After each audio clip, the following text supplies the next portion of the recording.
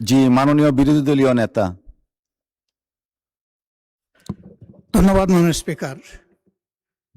এই বিষয়টা সংসদের প্রথম অধিবেশন থেকেই চলে আসছে এবং আজকে যে প্রস্তাব উপস্থাপন করা হয়েছে এটি প্রথম অধিবেশনেই মাননীয় স্বরাষ্ট্রমন্ত্রী উপস্থাপন করেছিলেন।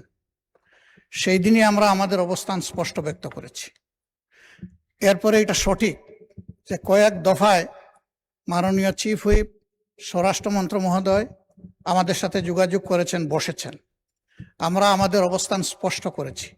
আমরা কখনো বলি নাই যে আমরা নাম দেব সদস্যদের। আমরা কনসেপচুয়ালি এটাকে অ্যাকসেপ্ট করি নাই। আমরা বলেছি আমরা জাতির কাছে ওয়াদাবদ্ধ, যেমন ওয়াদাবদ্ধ ছিল বর্তমান সরকারি দল। আমরা নির্বাচনের আগে সবাই বলেছি গণভোটে হা বলুন, হা ভোট বিজয়ী হলে আমরা গণভোট বাস্তবায়ন করব, এর রায় বাস্তবায়ন করব। এবং এরই প্রেক্ষিতে আমরা দুইটা শপথ নিয়েছি, একটা সংসদ সদস্য হিসাবে আর একটা সংস্কার পরিষদের সদস্য হিসাবে। আমাদের দুইটা শপথই আমরা মনে করি বিদ্যমান আছে। সুতরাং ওইটাকে যদি বাইপাস করার জন্য এই কমিটি গঠন করা হয় তাহলে আমরা এই প্রস্তাব প্রত্যাখ্যান করছি। আমরা আমাদের আগের অবস্থানেই আছি।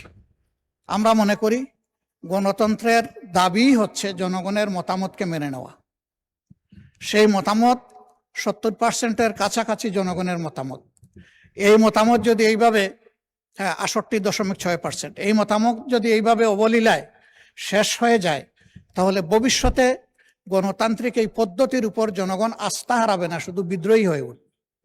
আমরা মনে করি যে জনগণের এই অভিপ্রায় মতামতকে কোনোভাবেই অগ্রাহ্য অপমান করা উচিত হবে না।